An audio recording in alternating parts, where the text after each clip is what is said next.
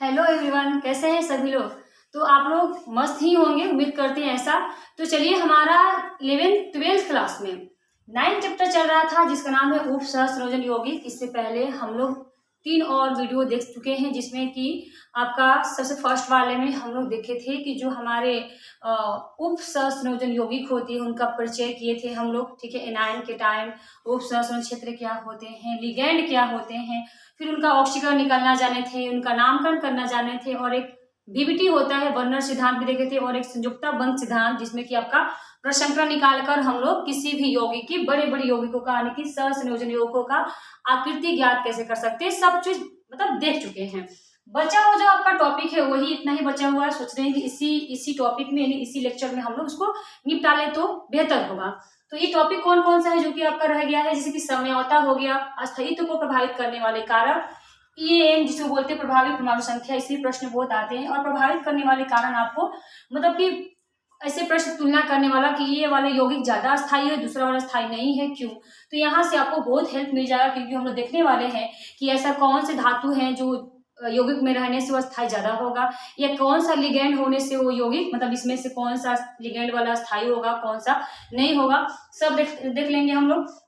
एक छोटा सा टॉपिक हमारा रह गया है कार्बधात्विक, जिसमें कार्बन और धातु का हम लोग अभिक्रिया भी कराएंगे और कार्बधात्विक बनाएंगे। तो शुरू करते हैं समयौता से। और हमने पहले ही समयौता का प्रकार इसलिए लिख लिया ताकि हमें हमारे समय की बचत हो, हमें थोड़ा सा लंबा सफर तय करना है तो इसीलिए। तो ये हमारा समयौता का मतलब आप लोगों को पता होगा कि वैसे यौगिक होते हैं जिनके अणु सूत्र तो समान होते हैं। अणु सूत्र मतलब जिसका भार निकालने पे क्या आता है, समान आता है। तो भार समान क्यों तब आएगा ना जब उसके परमाणु भी सेम होंगे, परमाणु भी वही होंगे, तभी तो उनका दोनों का भार निकालेंगे तो सेम होंगे। तो जिनका अणु संख्या तो समान होता है लेकिन उनकी संरचना, उनकी बनावट या लिखने का तरीका अलग होता है, उन्हें हम लोग समयौता कहते हैं। सिंपल एग्जाम्पल से जैसे देख लीजिए, आपका ग्लूकोज और फ्रुक्टोज भी एक समयौता है, क्योंकि ग्लूकोज का सूत्र होता है C6H12O6, तो फ्रुक्टोज का भी सूत्र होता है C6H12O6, और गैलेक्टोज का भी वही होता है। तीनों का सूत्र सेम होता है, तो मतलब जब सूत्र सेम है और भार भी सेम आएगा कि नहीं आएगा, आएगा ना। लेकिन उनकी संरचना अगर देखा जाएगा तो किसी में कीटोन समूह मिलता है, एल्डिहाइड समूह मिलता है, एल्कोहलिक समूह मिलता है, और उनकी व्यवस्था अलग अलग होती है। तो मतलब डिफरेंट हो गया, सूत्र समान हो गया लेकिन संरचना क्या हो गया, डिफरेंट हो गया। तो जिनका अणु सूत्र समान हो और उनकी संरचना, उनकी बनावट डिफरेंट हो, उन्हें हम लोग बोलते हैं समयौता। तो ऐसे यौगिकों में यानी कि उपसहस्रयोजन यौगिकों में भी समयौता पाई जाती है, जिनके अणु सूत्र तो समान रहेंगे लेकिन उनकी जो बनावट, उनकी स्थिति क्या होगी, भिन्न भिन्न होगी। जैसे देखिए आयनन समयौता, जैसे कि ये वाला सूत्र में कोई फर्क आपको दिखेगा नहीं, जितने मटेरियल इसमें है उतने मटेरियल यहाँ भी है, मतलब इनका अणु भार तो समान ही आएगा, सूत्र भी सेम ही है ना। सूत्र क्या है आपका देख लेना, सेम ही है। लिगैंड 4 है और यहाँ 2 क्लोरीन 2 ब्रोमीन, यहाँ भी 2 ब्रोमीन क्लोरीन है, सेम है। लेकिन ये समयौता क्यों, यानी कि बनावट में थोड़ा सा डिफरेंट है। यहाँ पे क्या डिफरेंट है, क्या देख रहे हैं हम लोग कि इनमें डिफरेंट बस एनायन का है। ये लास्ट वाले को क्या बोलते हैं हम लोग, एनायन बोलते हैं। ये आयन होते हैं जो क्लोराइड, ब्रोमाइड, निगेटिव पॉइंट है ये दोनों। क्लोरीन भी आयन चेंज कर सकते हैं क्लोराइड में, ब्रोमीन को ब्रोमाइड में। तो आयनन समयौता कब होगा, क्योंकि ये अणु सूत्र समान है और दोनों की बनावट डिफरेंट है। समयौता तो है लेकिन कैसा, आयन वाला, मतलब इनके आयन का है बस हेर फेर है और कुछ ज्यादा फर्क नहीं है, बस आयन का हेर फेर है, बाकी सब देख लो आप वही है। कोबाल्ट 4 अमोनिया से बना हुआ है, 4 अमोनिया भी है, और आपका 2 क्लोरीन है, मिलकर आपके 6 लिगेंड है और 2 लिगेंड आपके बाहर है। ठीक है, इसको बोलते हैं प्राथमिक लिगेंड, इसको बोलते हैं द्वितीय लिगेंड। हम इसके बारे में भी संयुक्त वर्नर सिद्धांत में इसकी जिक्र कर चुके हैं। ठीक है, वो आप वहां पे देख सकते हो। फिर यहाँ पे आपका पता ही होगा, सब वही है, आपका बस आयन चेंज हो गया है। बाहर वाला आयन जो है आपका, द्वितीय वाला आयन जो है प्राइमरी का जगह ले लिया है और प्राइमरी वाला आपका द्वितीयक में चला गया है, यही फर्क है।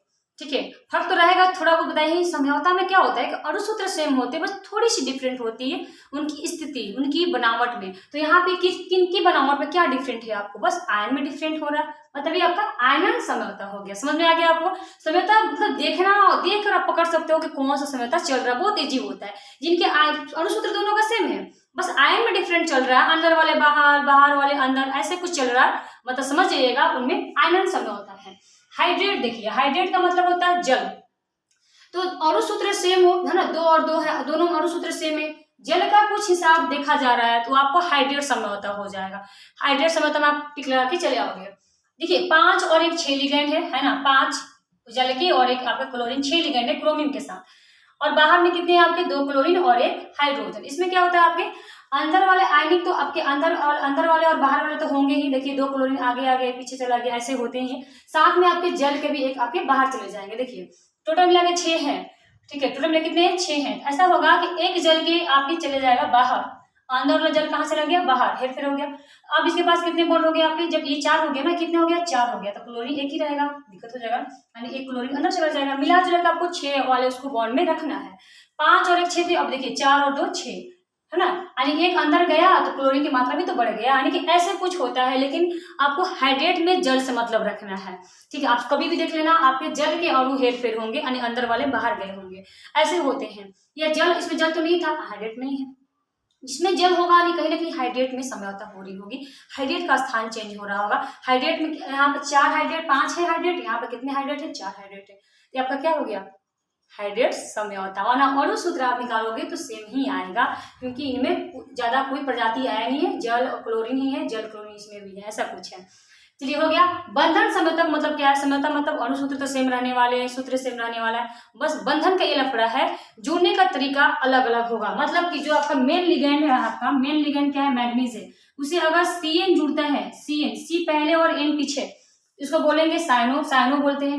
लेकिन ये भी तो हो सकता है कि मैग्नीशियम से जो आपके लिगेंड जुड़ेंगे मैग्नीज से, वो पहले N फिर C, पहले N फिर C, मतलब आपके ये हो जाएंगे आइसोसाइनाइड, ये आपके साइनाइड, ये आपके आइसोसाइनाइड, ये इसको बोलेंगे साइनो, इसको आइसोसाइनो, ये आपका बंधन समझौता हो गया। मतलब वही चीज व्यक्ति यहाँ भी है, Mn मान लो MnCN का होल 4 कर देते हैं, या उसको कर देते हैं MnNC का होल 4, दोनों में क्या फर्क है, कुछ नहीं, और सूत्र भी सेम लग रहा है, भार भी सेम आएगा, फर्क ये है जुड़ने का तरीका सेम है, अलग है। मैग्नीशियम से आपका कार्बन जुड़ा हुआ है, यहाँ पे आपका मैग्नीज से कार्बन जुड़ा है, फिर N जुड़ा है, और यहाँ आपके पहले N जुड़ा है पर C जुड़ा है पीछे, यही आपका होता है बंधन समय। देखिए CN है ना, पहले C और N आ रहा है, CN मतलब कि कहीं ना कहीं मैग्नीज से 5 कोबाल्ट होगा और एक CN जुड़ा होगा, लेकिन CN कैसे जुड़ा है, पहले C फिर N। देखिए वही आपका यहाँ पे क्या देख रहे हैं, यहाँ पे NC दिख रहे हैं, मतलब पहले N आ गया फिर बाद में C आ रहा, तो आपका बंधन का हेरफेर हो गया बस, वरना कुछ इसमें अलग नहीं है। ये दोनों का अणुसूत्र भार दोनों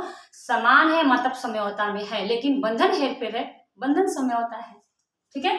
समन्वय का मतलब होता है एक जैसा, एक रुपया एक जैसे, फोटोकॉपी ही होते हैं। देखिए ये फोटोकॉपी है कि नहीं है, बस इसमें समन्वय क्या है आपका थोड़ी सी बता। समन्वय का मतलब होता है उनका आप लेना मेरा तुम ले, मतलब चेंज करना, एक्सचेंज करना। समन्वय का मतलब होता है एक्सचेंज करना आपस में। ये लोग क्या करेंगे, लिगेंड का हेर फेर कर लेंगे। इसका देख रहे हैं आप कोबाल्ट के साथ देख रहे हैं क्या है, एमीन वाला लिगेंड है, और क्रोमिक के साथ कौन सा है, साइनो वाला लिगेंड है। ये कोबाल्ट क्या करेगा, इसका लिगेंड ले लेगा, और क्रोमियम क्या करेगा, इसका लिगेंड कर लेगा। मतलब ये लोग का बस हेर फेर रहेगा लिगेंड का। देखिए इसमें इन दोनों में क्या फर्क, कुछ नहीं। कोबाल्ट के साथ एमीन था, अब यहाँ पे क्रोमियम के साथ एमीन है, यानी कि क्रोमियम के साथ क्या आ गया, एमीन आ गया।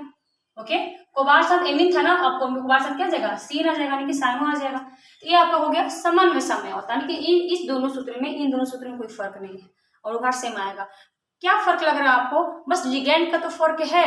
इस ये वाला यहाँ वाले कोबाल्ट के कॉपर के साथ एमीन था, यहाँ कॉपर के साथ साइनो है। यहाँ क्रोमियम के साथ साइनो था, अब यहाँ पर क्रोमियम के साथ क्या है, एमीन है। बस यही तो फर्क है, कुछ तो फर्क थोड़ी है। तो ये आपका हो जाएगा समन्वय समझौता। बहुलीकरण का मतलब होता है वही, देखिए प्लेटिनम के साथ 2 आपके एमीन और 2 क्लोरीन जुड़े हुए हैं, क्लोरीन और आपके एमीन। यही आपको प्लेटिनम के साथ आपका यही लिगेंड जो है उसका बहुलीकरण मात्रा में जुड़ा हुआ, या हो सकता है प्लेटिनम इसी लिगेंड के बहुलीकरण में जुड़ा हो उसकी। जैसे इसके बाद कितने बॉन्ड है, टोटल कितने लिगेंड है, 2 और 2 4।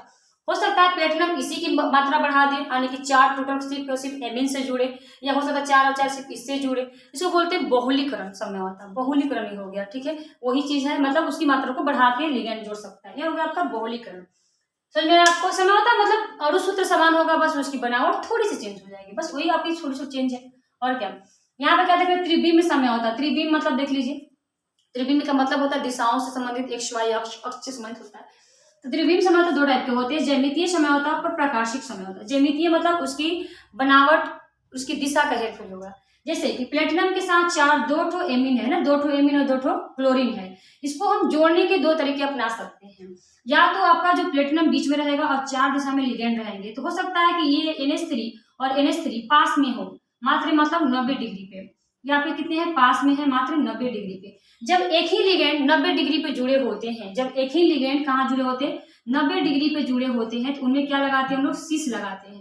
क्या लगाते हैं, सिस। नाम से पहले क्या लगा देंगे, सिस लगा देंगे, ठीक है। सिस लगा देंगे मतलब कि ये सिस में है, ठीक है। सिस लगा देंगे, cis di amine di chloro platinum जो भी उसका होगा, ऑक्सीजन निकालेंगे 2 आएगा, 2 बस हो जाएगा। इसका नामकरण करेंगे तब। नामकरण का भी एक वीडियो आपको देखे होंगे, बहुत इजीली आप नामकरण कर सकते हैं स्टेप बाय स्टेप। अब देखिए, अगर लिगेंड की दिशा 180 पे हो, कितना है आपको दिख रहा है, यहाँ पे 180 का दिख रहा है। अगर लिगेंड की दिशा 180 पे, यानी कि एमीन दूसरे एमीन से 180 पे जुड़ा है, क्लोरीन दूसरे क्लोरीन से कितना जुड़ा है, 180 पे जुड़ा है। जब इनकी दिशा 180 की होती है, इसमें क्या लगाते हैं, ट्रांस लगाते हैं। क्या लगाते हैं, ट्रांस।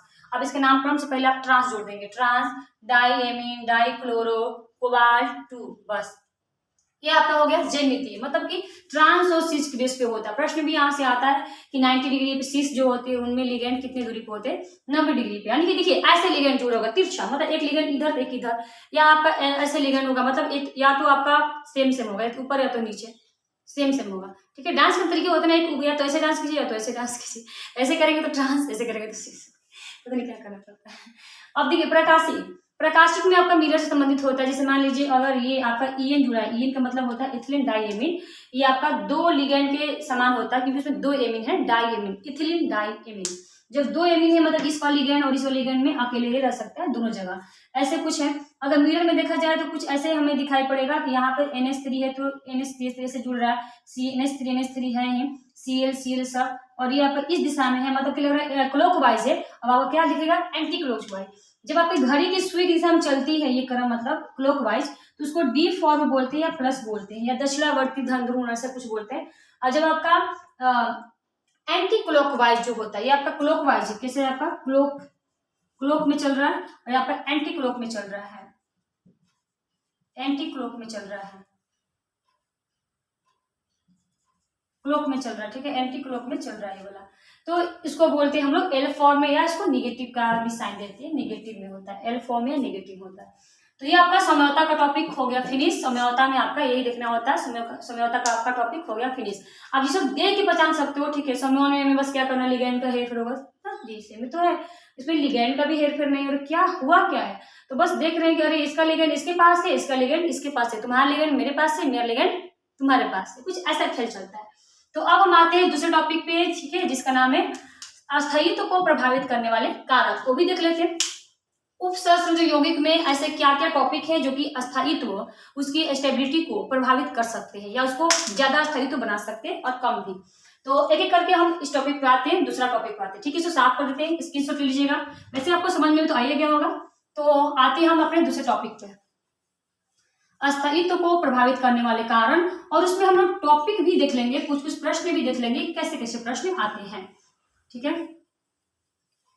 अस्थायित्व को प्रभावित करने वाले कारण, कारण है या कारक, कारक सॉरी कारक। तो इसको प्रभावित करने वाले जो कारक होते हैं, ये हमारा टॉपिक चल रहा। देखिए प्रभावित करने वाला कारक क्या होता है, पहले तो आपका केंद्रीय परमाणु भी कहीं ना कहीं प्रभाव डालता है। केंद्रीय परमाणु का आकार, केंद्रीय परमाणु का आकार भी कहीं ना कहीं प्रभाव डालता है। केंद्रीय परमाणु जो यौगिक में होता है ना, वो भी प्रभाव डालता है। जैसे कि केंद्रीय परमाणु का आकार अगर छोटा होगा, आकार अगर छोटा होगा, ये लिख देते हैं, ठीक है, आकार उसका अगर छोटा होगा तो अस्थायित्व उसका उतना ही ज्यादा होगा, ठीक है। अगर हम दो उपसहस्त्र यौगिक लेंगे और तुलना करने के लिए प्रश्न आ गया कि इन दोनों में से सबसे ज्यादा स्थायित्व कौन है और क्यों, कारण बताइए, ऐसे प्रश्न भी हो सकते हैं। तो उसमें आपको बताना पड़ेगा कि इसके केंद्रीय धातु छोटे होने के कारण इस ज्यादा अस्थायित्व में है। तो इसको एग्जाम्पल समझते हैं। जैसे मान लीजिए एग्जाम्पल आपका ये है कि Fe है, Cn का होल 6 है, ठीक है, 3 और आपका दूसरा है ये टॉपिक है आपका, ये दूसरा आपका बी टॉपिक देते हैं, एवं कॉपर है, Cn का होल 6 है और 3 है। ये दोनों में आपको क्या दिखाई दे रहा है, इन दोनों में आपका क्या दिखाई दे रहा है, बस कुछ फर्क नहीं, लिगैंड भी सेम है, आयन भी सेम है, बस वो आपके सेम कौन नहीं है बताइए, सेम कौन नहीं है? केंद्रीय धातु आपके सेम नहीं है। यहाँ पे फेरस है और यहाँ पे क्या है आपका? कॉपर है। तो आप केंद्रीय धातु से ही आप तुलना करोगे ना। अगर आपको तुलना करने के लिए आ गया इन दोनों में ए और बी में से सबसे ज्यादा अस्थायित्व क्या है बताइए। ऑप्शन आपके पास ऐसा है, ए ऑप्शन, पहला ऑप्शन आपका है कि ए बड़ा है, ये अस्थायित्व बी से, या दूसरा हो सकता है कि नहीं भाई ए से बी अस्थायित्व में है, या हो सकता है दोनों मतलब अस्थायित्व में सेम ही हो, या ये भी हो सकता है कि मतलब नहीं नन हो, ऑप्शन हो सकता है कोई नहीं या दोनों सेम, ऐसा कुछ हो सकता है। तो आपके ऑप्शन सामने हैं। अगर आपका प्रश्न आगे ऑब्जेक्टिव में तो दोनों में से कौन सा अस्तित्व ज्यादा है, या दोनों में भी आ सकता है लघु उत्तरीय प्रश्न में, ठीक है, कि या देख करके यही अस्थायित्व ज्यादा है और नहीं दोनों में से कौन अस्थायित्व ज्यादा है और क्यों, ऐसे प्रश्न आ सकते हैं। बहुत इंपॉर्टेंट है, इग्नोर नहीं कर सकते हैं आप, लेकिन बहुत इजी भी है समझना। ओके, तो इसलिए ध्यान से देखिए और इन तक देखिएगा, क्योंकि इनमें भी बहुत अच्छे अच्छे टॉपिक अभी बच गए हैं और इसको फाइनल कर देंगे। तो उस समय हम लोग क्या करेंगे, देख रहे भाई लिगेंड भी सेम है, लिगेंड से क्या बहाना करें कि ये अस्थायित्व है ये नहीं है, लिगेंड से भी मौका नहीं है हमें। आयन भी सेम है, आयन से भी कोई बहाना नहीं कर सकते हैं, बस एक ही बहाना है, मतलब इसका एक ही तरीका है और एक ही मात्र उपाय है दोनों में कंपेयर करने का, केंद्रीय धातु। तो लेकिन केंद्रीय धातु से हम कैसे करें, तो ये आपको पता है ना कि केंद्रीय धातु का आकार अगर छोटा होगा, आकार क्या होगा आपका? छोटा। आकार अगर छोटा होगा उतना अस्थायित्व क्या होगा? उतना ही अधिक होगा। तो बस केंद्रीय धातु आपका Fe और कॉपर में देखिए छोटा है कौन? जो छोटा होगा उसी वाला का अस्थायित्व ज्यादा होगा। तो आपको पता ही होगा जब भी आवर्त में बाएं से दाएं की ओर जाते हैं, बाएं से दाएं, जैसे मान लीजिए आप जब भी आते हैं ना बाएं से दाएं, आप Fe देख लोहा कितना होता है? परमाणु संख्या 26 होता है ना। निकेल के बाद कितना है? निकेल कितना हो जाएगा आपका? लोहा के बाद क्या? कोबाल्ट आ जाएगा। कोबाल्ट के बाद क्या आ जाएगा आपका? निकेल आ जाएगा। निकेल के बाद क्या आ जाएगा बताइए? कॉपर आ जाएगा। इसे कितना होता है? 29। फिर जिंक होता है आपका 30। इसके पहले क्या होता है? मैग्नीज होता है। इसके बाद क्या होता है? क्रोमियम का 24 होता है। इसका कितना होता है? 25 होता है। तो जब भी हम लोग बाएं से दाएं की ओर आते हैं ना, उसका आकार क्या होता है? कम होता है, कि घटता है। घटता है क्योंकि इसकी कक्षा उतना ही रहती है और आपका जो डी संकुचन होता है ना वो आकार को छोटा कर देता है, क्योंकि इसमें इलेक्ट्रॉन इतने अधिक होते हैं और एरिया उतना ही होते हैं। इलेक्ट्रॉन के जितने अधिक, मतलब 29 इसमें 30 है, तो 30 इलेक्ट्रॉन है कि नाभिक को और सिकुड़ देंगे ना, उसको मतलब क्या बोलते हैं, एक आपका नाभिक का संकुचन होता है, ऑर्बिटल संकुचन होता है, उसके लेंथनाइड संकुचन भी कहते हैं। उसके कारण आपका आकार क्या होता है? छोटा हो जाता है। तो हम जब भी बाएं से दाएं जाते हैं उसका आकार क्या होता है? छोटा होता है। आकार क्या होता है? आकार उसका घटता है या छोटा होता है। अब आप बताइए कि आपको लग रहा होगा कि इसका 26 होता है, कॉपर कितना होता है? 29 होता है, तो ये बड़ा है जी? नहीं, इससे अपेक्षा इसका आकार क्या है? छोटा है। इसका आकार क्या है आपका? छोटा है। और जिसका आकार छोटा होता है वही अधिक अस्थायित्व होता है। इन दोनों की अपेक्षा आपका ये वाला जो होगा, बी वाला जो होगा वो अधिक अस्थायित्व होगा, यानी कि आपका आंसर ये जो होगा ये सही हो जाएगा कि ए से बी जो है अधिक अस्थायित्व में है। समझ आ गया? तो कैसे पकड़े आप? केंद्रीय परमाणु के आकार से पकड़े, केंद्रीय परमाणु से आकार से आपको समझ में आ गया। उसका आकार छोटा, जिसका आकार छोटा होगा, इसका 26 होता है, इसे कितना? 29 होता है, लेकिन 29 आपको बड़ा लग रहा होगा। नहीं भाई, आकार पे आइए, परमाणु संख्या मत जाइए। 29 है तो समझिए आकार और छोटा होगा। तो ये आकार क्या? छोटा है। जब इसका आकार छोटा हो गया ना, मतलब यही आपका सबसे अधिक अस्थायित्व में होगा। ठीक है ना? समझ आ गया? इसको साफ कर देते हैं। अब आते हैं दूसरे नंबर पे। दूसरा और क्या तरीका है आपको जानने का? तो दूसरा आपका होता है केंद्रीय धातु का आवेश। आवेश से पकड़ सकते हैं केंद्रीय धातु का वो अस्थायित्व में है या नहीं। केंद्रीय धातु पर चार्ज, केंद्रीय धातु पर आवेश, आवेश जिसपे आवेश ज्यादा होगा उतना ही अस्थायित्व अधिक होगा। आवेश क्या होना चाहिए? ज्यादा। आवेश जिसपे ज्यादा होगा वो अस्थायित्व अधिक होता है। अस्थायित्व क्या होता है आपका? अधिक होता है। ये आपको ध्यान देना है, चार्ज वाले में ढूंढना है। जैसे मान लीजिए यहाँ पे आपका वही उसी मतलब CO है NH3 का होल 6, Cl4, CO का NH3 का होल 6 2+, ऐसा कुछ है। ठीक है, तो उन दोनों में आपको तुलना करना है कि ये ज्यादा है या ये अस्थायित्व है, ये अस्थायित्व। कुछ करना नहीं, कोबाल्ट कोबाल्ट क्या कंपेयर कर भाई, दोनों को तो धातु एक ही है। लिगेंड 6 सेम है, क्या कंपेयर करें? इसमें भी कोई बहाना नहीं है। हाँ, आवेश से आप तुलना कर सकते हो कौन अस्थायित्व है कौन अस्थायित्व नहीं है। और आवेश देखना, जिसका ज्यादा आवेश होगा वो ज्यादा अस्थायित्व होगा। आवेश 3+ दिख रहा है मतलब ये ज्यादा अस्थायित्व में है। ये हो गया। तीसरा नंबर आपका कह रहा है आवेश ज्यादा, मतलब ये देखना है। तीसरा नंबर आपका क्या हो जाएगा? तीसरा नंबर बताइए। तो तीसरा नंबर आपका चला जाएगा इसका लिगेंड पे आइए। लिगेंड की संख्या, लिगैंड की संख्या, लिगैंड की संख्या जिसकी अधिक होगी, अधिक संख्या वाले ज्यादा स्थायी होते हैं, अधिक संख्या लिगैंड जिसमें होगी, ठीक है। अधिक संख्या होने से क्या होगा, अस्थायित्व भी क्या होगा, बढ़ेगा। जैसे मान लीजिए एग्जाम्पल देते हैं, इसमें एग्जाम्पल देखते हैं, क्रोमियम Cn का होल 4 ऐसा कुछ लिया हुआ है और आयन इसमें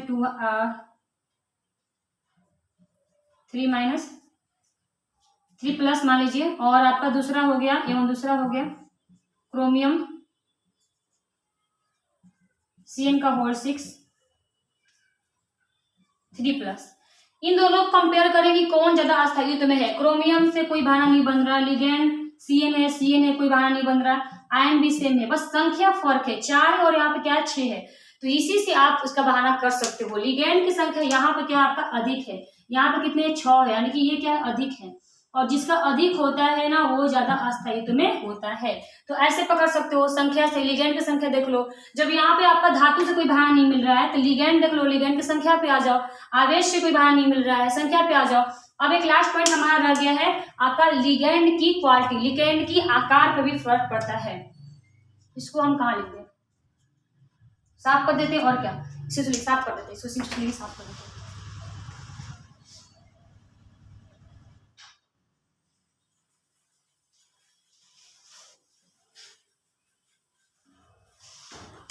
जैसे चौथा पॉइंट,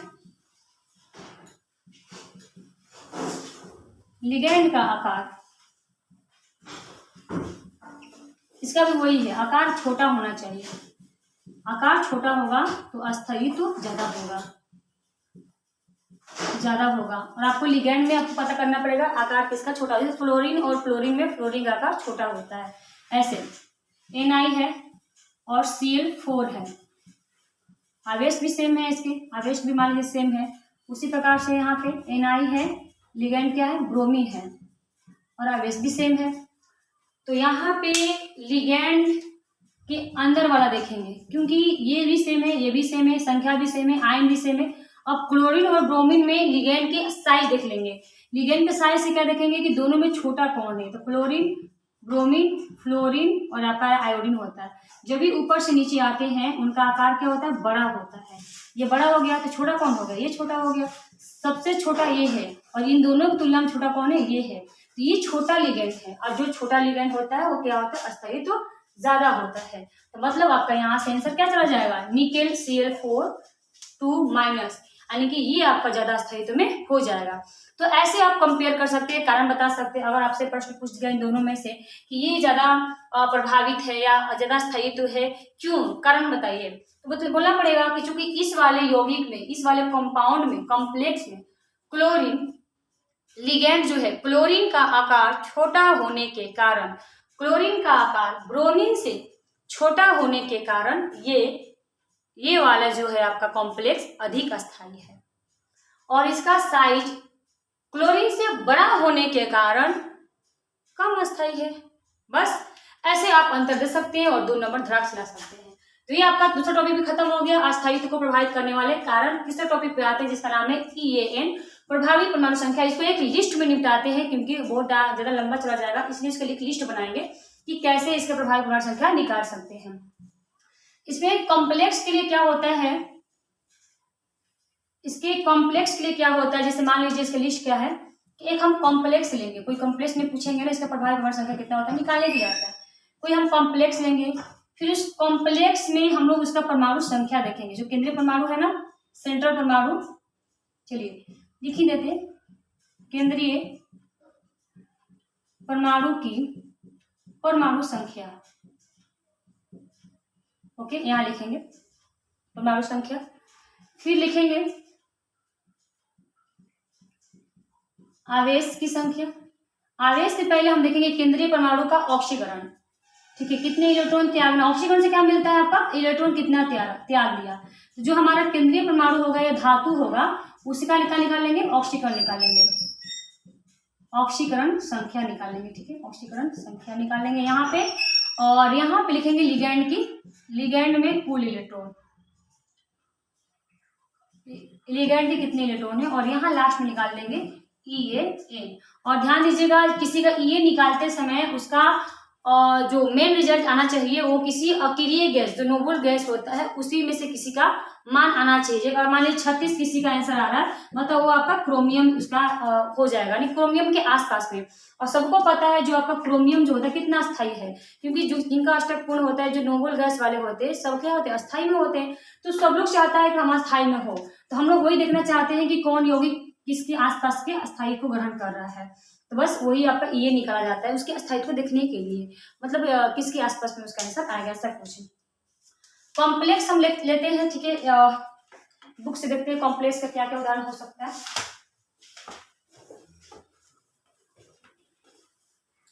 पहले आपके जो कॉम्प्लेक्स आ जाएंगे वो हो जाएंगे Fe, CN का होल 6 4 माइनस, और दूसरा हो जाएगा आपका CO, NH3 का होल 6 3 प्लस, और तीसरा आपका है NiCO का होल 4, चौथा कॉपर CN का होल 4 3 माइनस, और एक आपका हो जाएगा मान लीजिए PD, NH3 का होल 6 4 प्लस, और एक लास्ट PT Cl का होल 6 2 माइनस।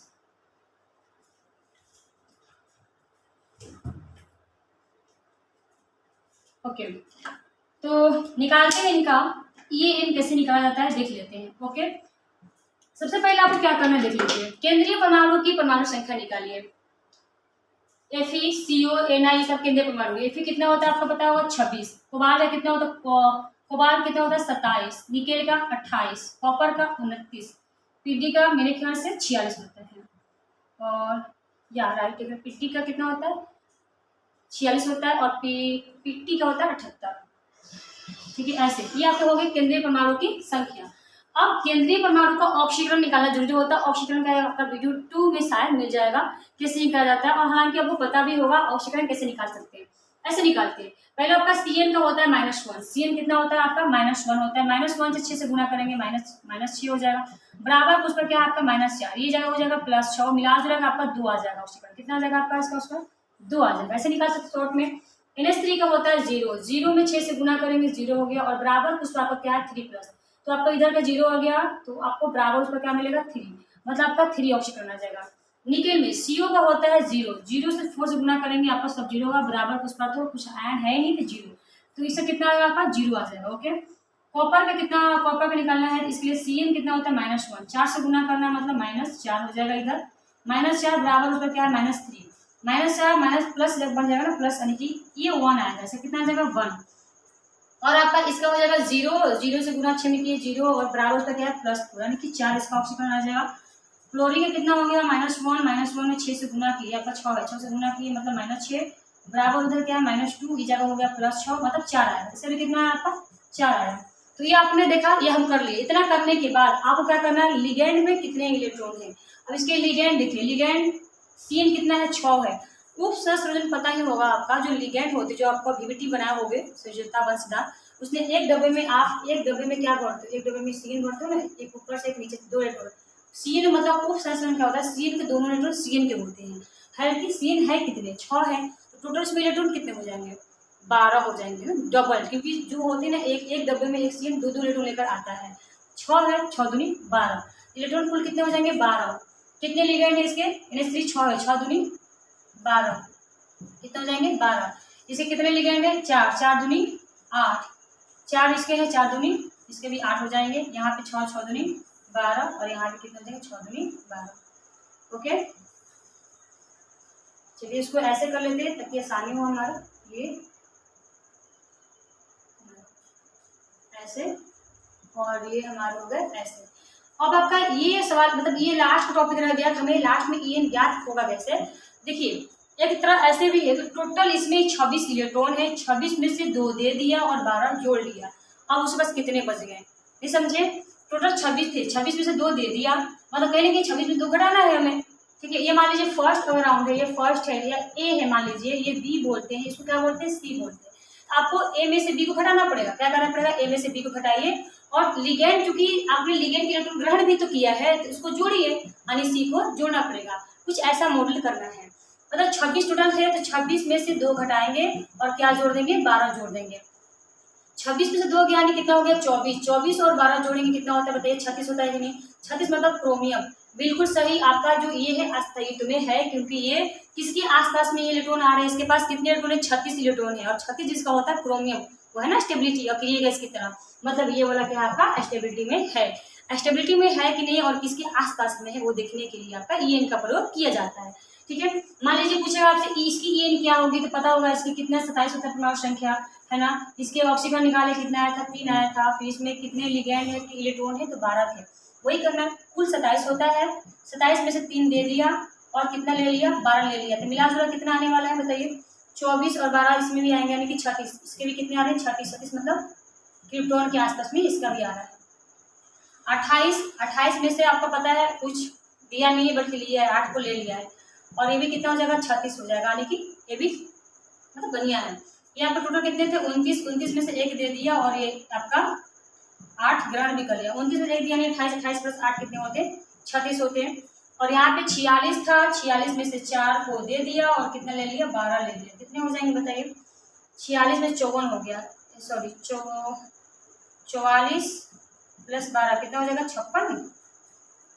56 किसका होता है, 46 था ना, 46 में से 4 चला गया, 4 चला गया, ओके, तो कितना 44 और 56 किसका होता है, देखना पड़ेगा। 54 तो होता है जिनोन का, 56 किसका होता है यार, 56 कुछ मिस्टेक हुआ होगा, यानी कि 54 इसको आना चाहिए। अच्छा सॉरी सही बात है, इसका 42 होगा। 42 हमारे कितने होते हैं, 54 का मतलब होगा आपका ये जिनोन के आसपास में, यानी कि वो भी अस्थायित्व है। और इस वाले में कितना होगा, 78 माइनस 4 कर देंगे, कितना हो जाएगा, 76। 78 माइनस 4 प्लस में 12 कर देंगे तो कितना हो जाएगा, इसका 4 घटाएंगे तो कितना हो जाएगा आपका, 74 आ जाएगा। 74 प्लस 12 कितने होते हैं बताइए, 86 होते हैं कि नहीं, बिल्कुल 86 आपका रेडॉन का होता है। मतलब हो गया काम आपका कि ये सब आपके कहीं ना कहीं अक्रिय गैस में ही आएंगे, क्योंकि वही आपके टेबल में संतृप्त होते हैं, यानी कि स्टेबल होते हैं। तो ये आपका तरीका होता है ये ज्ञात करने का कि किसका कितने आएंगे परमाणु का भारी संख्या। आया समझ में, ये हो गया। अब एक टॉपिक रह गया हमारा कार्बोधात्विक का टॉपिक रह गया, तो कार्बोधात्विक भी देख लेते हैं। ओके, बहुत छोटा टॉपिक है। कार्बोधात्विक मतलब होता है वैसे जो कि जिसमें कि धातु जुड़ा हो उसको बोलते हैं कार्बोधात्विक। इसको साफ कर लेते हैं। ओके, जिसमें कार्बन के एक बंध जो होता है ना मेटल से जुड़ा हो, धातु से जुड़ा, उसी को बोलते हैं कार्बोधात्विक यौगिक। बहुत इजी, आप एक लाइन समझ सकते हैं। ठीक है, जैसे मान लीजिए कार्बन आपको सूत्र है, कार्बन से अगर धातु को जुड़ा हुआ है, Mg जुड़ा हुआ है और कोई यौगिक का निर्माण हो रहा है, यानी कि H ऐसा कुछ हो रहा है, तो ये आपका क्या है, कार्बोधात्विक हो जाएगा। इसका साफ सही से एग्जाम्पल जो होता है आपका ग्रीक-नाड अभिक्रिया से लिया जाता है। जैसे आपको बताती है ग्रीक-नाड अभिक्रिया से आपको इसका होता है। ग्रीक-नाड अभिक्रिया में क्या होता है कि कोई हेलो इलेक्ट्रॉन होते हैं, ठीक है। इसे मान लीजिए CH3Cl है और इसकी अभिक्रिया हम करा दिए Mg से, तो इसमें क्या होता है कि CH3, ठीक है, और इसमें Mg लग जाता है और क्या होता है, एक Cl लग जाता है। मतलब कि ऐसा कुछ है, कार्बन के 4 बॉन्ड होते हैं जिसमें से एक आपका Mg हो गया और Mg के 2 बॉन्ड, ऐसे कुछ। तो कार्बन और धातु के क्या बन रहा है, एक बॉन्ड बन रहा है, यानी कार्बन एक मेटल बॉन्ड बना रहा है। इसी को हम लोग बोलते हैं कार्बोधात्विक। कार्बोधात्विक मतलब कार्बन और धातु।